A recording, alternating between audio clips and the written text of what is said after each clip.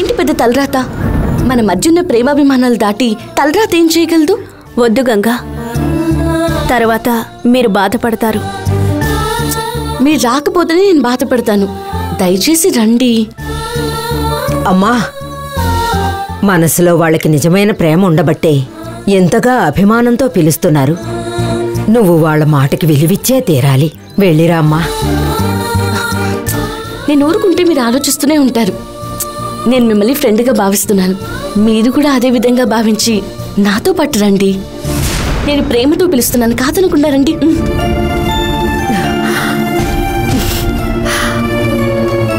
సంతోషంగా వెళ్ళిరా అమ్మా. ఆనందంగా జీవించు.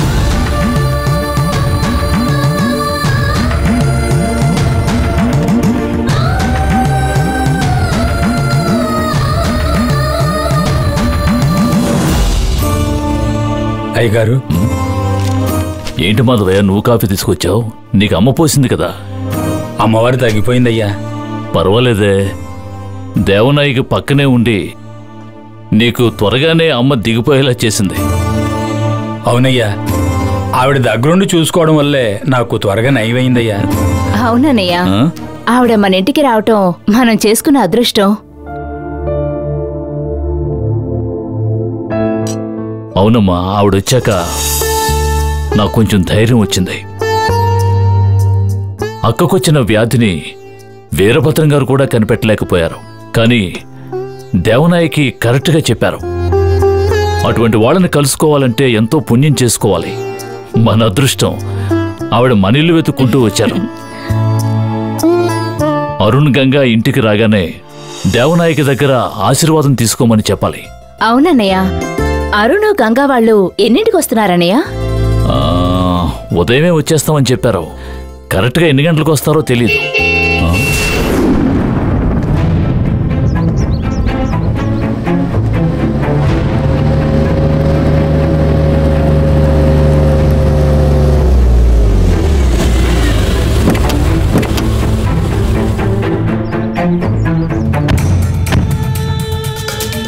ఎవరు వాళ్ళు? దేవనాయకమ్మ శిష్యురాళ్ళయ్యా. వీళ్ళు ఇక్కడికి ఎందుకు వచ్చినట్టు? అయ్యా, నేను వెళ్ళి కనుక్కొని వస్తా. పద, నేను వస్తాను. పద. రండయ్యా.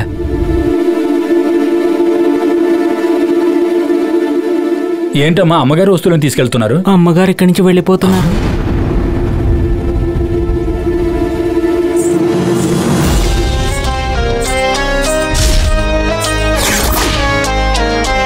మీరిక్కడ ఉన్నందుకు నేనెంతో సంతోషపడ్డాను. ఇలా అకస్మాత్తుగా బయలుదేరారేమిటి? పోతురాజు సర్వాంతర్యామి, ఎక్కడ సమస్య ఉంటే అక్కడ ఉంటాడు. మా అక్క వర్మకళ వల్ల బాధించబడుతోందని మీరే తెలియజేశారు. దానికి కారకులెవరు అని అడిగితే పోతురాజును నమ్మండి అని చెప్పారు. నేను నమ్మటం మొదలుపెట్టగానే మీరు వెళ్ళిపోతున్నారేమిటి? వచ్చిన పని పూర్తయిపోయింది. ఏమిటమ్మా మీరనేది? వేటాడి పట్టుకోవాల్సిన దాన్ని పట్టుకున్నాను. మీరేమంటున్నారో నాకు అర్థం కాలేదమ్మా. అర్థం కానక్కర్లేదు. మీరు ఫలితాన్ని మాత్రం అనుభవిస్తే చాలు. మళ్ళీ నా అవసరం ఎప్పుడుంటుందో అప్పుడు నేనొస్తాను. మీరిక్కడే ఉంటే బాగుంటుంది. మీకు కావలసిన సౌకర్యాలన్నీ కల్పిస్తాను. దయచేసి మీరు మా ఇంట్లోనే ఉండండి. పోతురాజుకి ఈ లోకమంతా ఇల్లే. నేను మీ ఇంట్లోనే ఉంటే మిగతా వాళ్ళని ఎలా కాపాడేది? పోతురాజు పరుగు పందెంలో ఉన్నాడు. అలా పరిగెడుతూనే ఉండాలి. మీరు ఇన్ని రోజులు ఇక్కడే ఉండి మాకు సేవ చేయడం మా భాగ్యం. ఇంకా సేపట్లో గంగా అరుణ్ బాబు వస్తారు. మీరుండి వారిద్దరిని ఆశీర్వదించి వెళ్ళండమ్మా. వచ్చేది ఇద్దరు కాదు, ముగ్గురు వస్తున్నారు. ఒంటరిగా వెళ్ళింది జంటగా వస్తోంది. ఎవరొస్తున్నారు? ఎవరి గురించి మాట్లాడుతున్నారో అర్థం కావటం లేదే. కాసేపట్లో తెలుస్తుంది. నేను బయలుదేరతాను.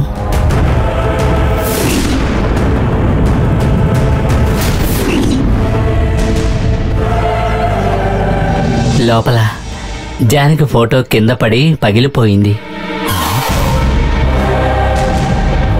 వెళ్ళి శుభ్రం చేయండి.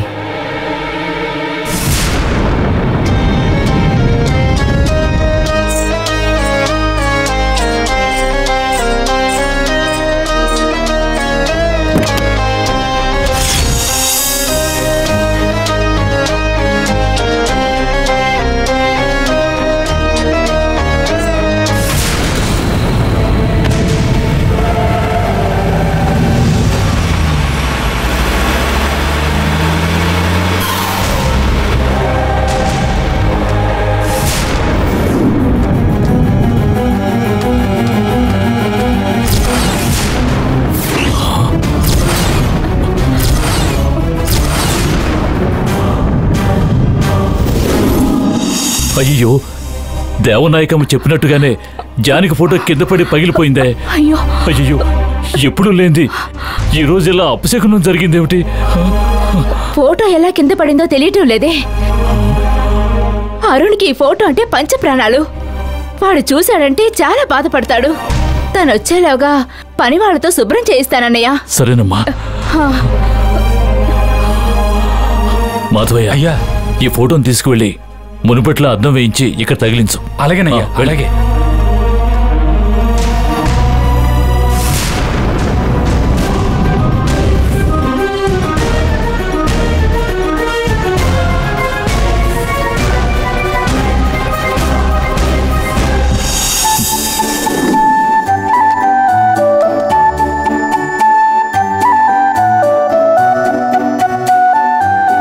దేవసేన, దేవసేన, దేవసేన, దేవసేన, రేయ్, గుడ్ మార్నింగ్. గుడ్ మార్నింగ్ తాతయ్య. ఏంటమ్మా నీరసంగా ఉందా? ఎంతసేపు నిద్రపోయావు?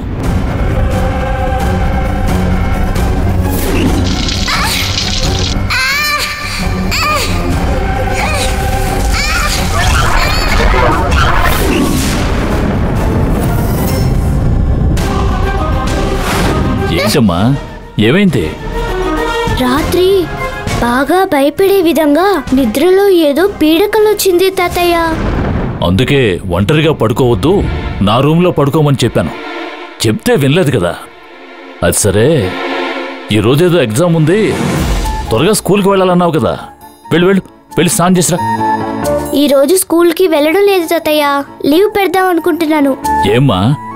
ఈరోజు నాన్న గంగ వస్తున్నారు కదా, వాళ్ళు వచ్చేటప్పుడు నేను ఉండాలి కదా. వాళ్ళు రావడానికి ఏ టైం అవుతుందో ఏమిటో. నువ్వు అయిన దానికి కాని దానికి స్కూల్కి లీవ్ పెట్టకూడదు. ఈరోజు మాత్రమే తాతయ్య, ప్లీజ్ తాతయ్య. ఇలా చూడు, నువ్వు స్కూల్కి లీవ్ పెట్టకుండా వెళితేనే మీ నాన్న నిన్ను గుడ్ గర్ల్ అని పొగుడతాడు. అదే లీవ్ పెట్టావనుకో బ్యాడ్ గర్ల్ అని తిడతాడు. నువ్వు గుడ్ గర్ల్వా బ్యాడ్ గర్ల్వా చెప్పు. గుడ్ గర్ల్ నే. అలా అయితే నువ్వు వెళ్ళి స్నానం చేసి స్కూల్కి రెడీ అవ్వాలి. సరే తాతయ్య, నేను రెడీ అయ్యి వస్తాను. మీరు నాకు యూనిఫామ్ రెడీ చేయండి. అలాగే.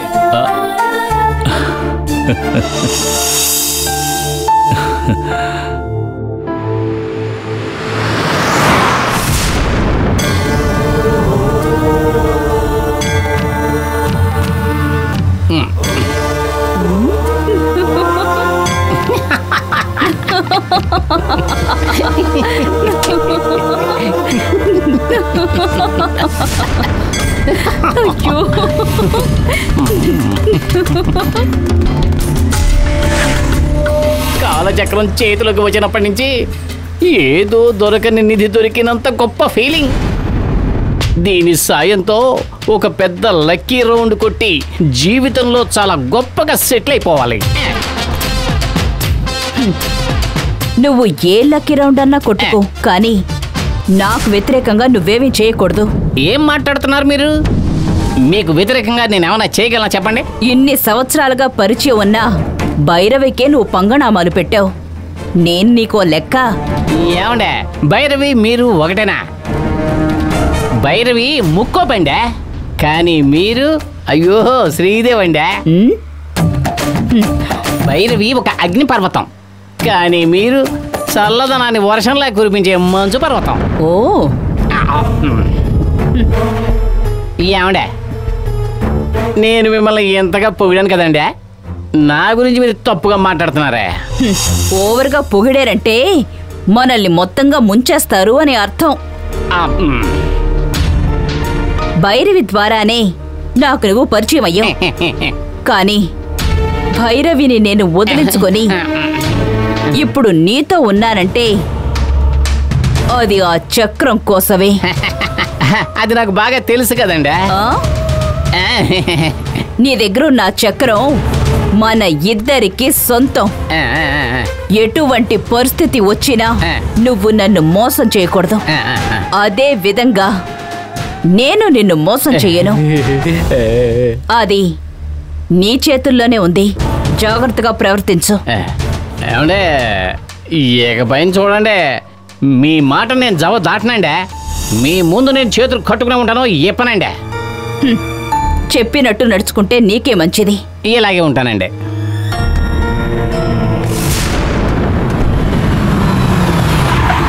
ఏమైంది? ఎందుకు కారాపావు? నేను టీ తాగొస్తాను మేడం, మీకు తెమ్మంటారా? నాకే వద్దు, నువ్వు త్వరగా రా. అలాగే మేడం.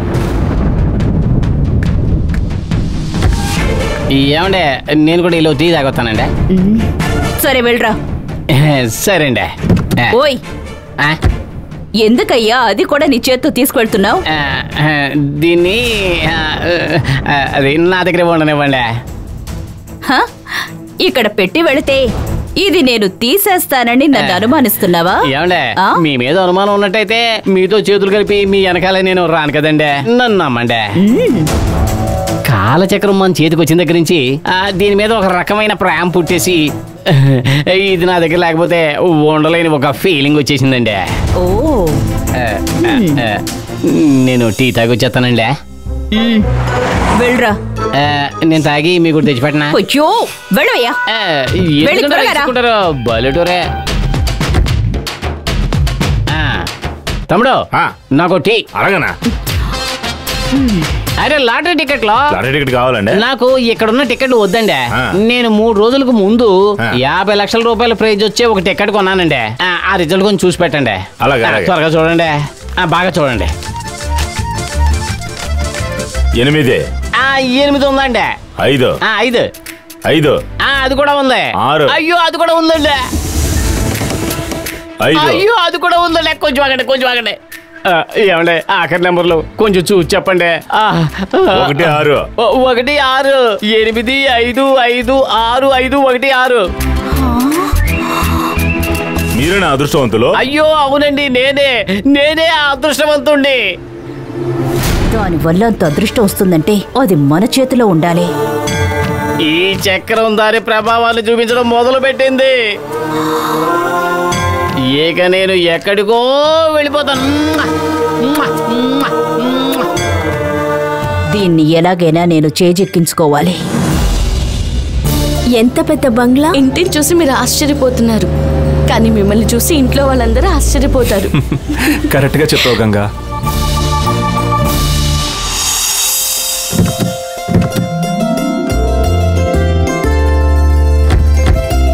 రండి, ప్రయాణం బాగా జరిగిందా? ఏమ్మా, హారతి పళ్ళం రెడీ చేసావా? అన్ని రెడీగా ఉన్నాయన్నయ్య.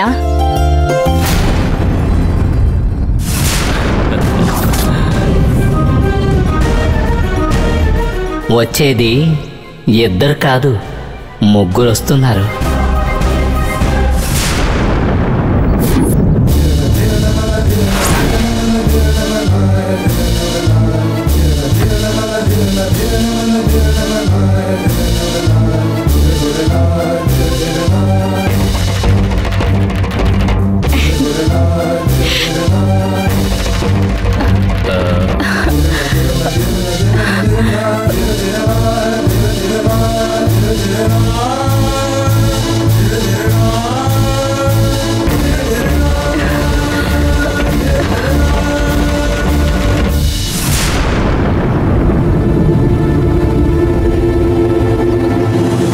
ఈ అమ్మాయి ఎవరమ్మా? అచ్చం జానకిలాగానే ఉంది. ఈవిడ పేరు సీత. కేరళలో నాకు ఫ్రెండ్ అయ్యారు. వీరు మా మావయ్య గారు. నమస్కారం అండి. లేమ్మా. ఈవిడ ఈవిడ పేరు మంజు, మావయ్య గారి చెల్లెలు.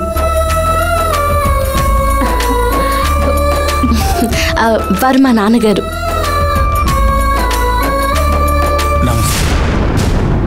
నేను అస్సలు నమ్మలేకపోతున్నానమ్మా. నీ ఫ్రెండు అచ్చుకుద్దినట్టుగా జానకిలాగానే ఉంది. నిన్ను చూస్తుంటే నమ్మలేకపోతున్నానమ్మా. జానకి చిన్న వయసులోనే చనిపోయినందుకు మేమందరం చాలా బాధపడ్డాం. నేనెప్పుడూ తన్ని చూడలేదమ్మా. ఇప్పుడు తను నీ రూపంలో మా ఇంటికొచ్చింది. రామాయణంలో జానకి మరో పేరు సీత. మీ పేర్లు కూడా కలవడం నాకు చాలా ఆశ్చర్యంగా ఉంది. అవును, హనీమూన్కి వెళ్ళిన చోట మీరెలా కలుసుకున్నారు? అది అనుకోకుండా జరిగింది. తర్వాత నేను వివరంగా మీకు చెప్తాను. ఇటివు గంగా, అరుణ్ పక్కన నిలబడు, హారతి తీస్తాను. ఒక నిమిషం. జానకక్కలా ఉండే సీత మొట్టమొదటిసారి వచ్చారు. ఆవిడ మన ఇంటికి వచ్చారు కనుక ఆవిడికి మన కుటుంబానికి మంచి జరగాలని ఆవిడికి కలిపి హారతి ఇవ్వండి. ఇందులో ఏముంది, ముగ్గురికి తీస్తాను. అది కాదమ్మా, ఆ అమ్మాయి ఎంత అనుకున్నా బయట అమ్మాయి కదా. హారతి అనేది ఇంట్లో వాళ్లకు మాత్రమే ఇవ్వాలి. అదే సంప్రదాయం.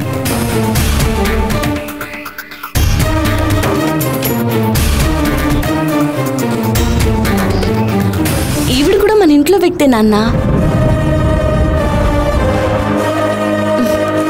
ఆలోచించకుండా హారతి ఇవ్వచ్చు. మీరివ్వండి. మీరు ఇలా రండి, నిలబడండి.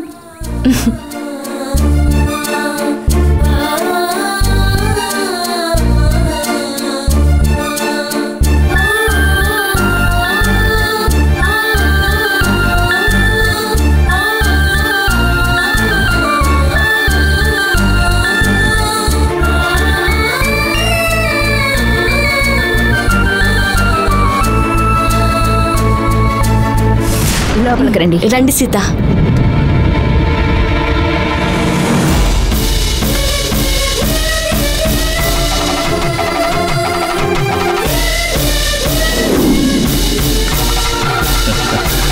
రండి.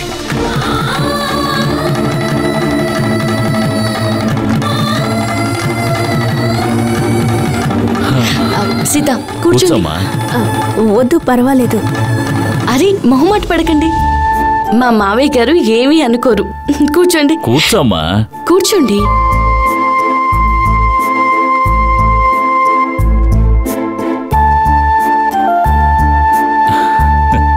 మీది కేరళనా? లేదండి, కంకిపాడు. కంకిపాడు అంటున్నావు? నీ మాట తీరలా అనిపించటం లేదమ్మా. మీ అమ్మ నాన్న నేర్పించలేదా? తనకమ్మా నాన్న ఎవరూ లేరు. తను అనాథాశ్రమంలో పెరిగింది.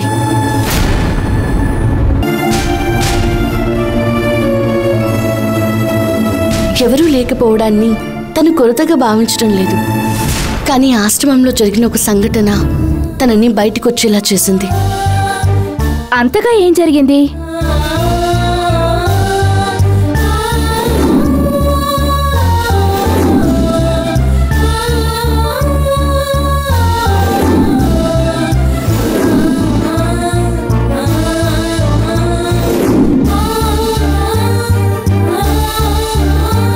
తనిక్కడికి రానన్నే చెప్పారు. కానీ నేనే బలవంతంగా తనని తీసుకొచ్చాను. నువ్వు చేసింది మంచి పనేనమ్మా. జానకి పోలికలో ఉన్న నువ్వు అనాథాశ్రమంలో ఉండాల్సిన అగత్యం లేదమ్మా. నీకు అండదండగా మా కుటుంబం ఉందమ్మా.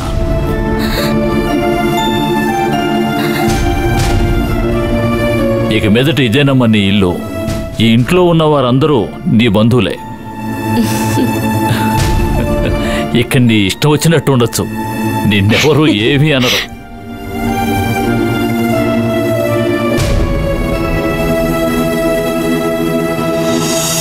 నాకు కూడా ఒక కూతురుంది. దురదృష్టవశాత్తు ఇప్పుడు తను ఎక్కడుందో తెలియటం లేదు. ఇక మీదట నువ్వే నా కూతురివి. ఏయ్, ఏమైంది? ఎవరో తెలియని ఒక అమ్మాయిని ఇంత త్వరగా మీ కుటుంబంలో ఒక అమ్మాయిగా అనుకుంటారని నేను అస్సలు ఊహించలేదు. ఈ ఇంటికి రావడానికి నేను అదృష్టం చేస్తుండాలి. నువ్విలా మా ఇంటికి వచ్చినందుకు మేము అదృష్టం చేసుకుని ఉండాలి. వెళ్ళమ్మా, వెళ్ళి స్నానం చేసిరా, భోంచేద్దు గాని. మంజు, తీసుకెళ్ళమ్మా. రా సీత.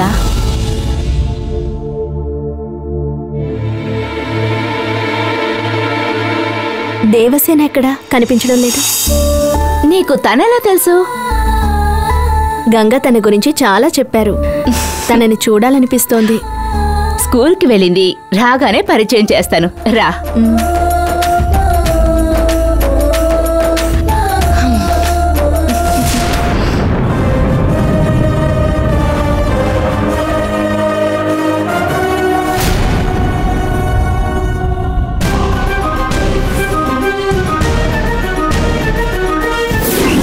హారతి అనేది ఇంట్లో వాళ్లకు మాత్రమే ఇవ్వాలి. అదే సంప్రదాయం.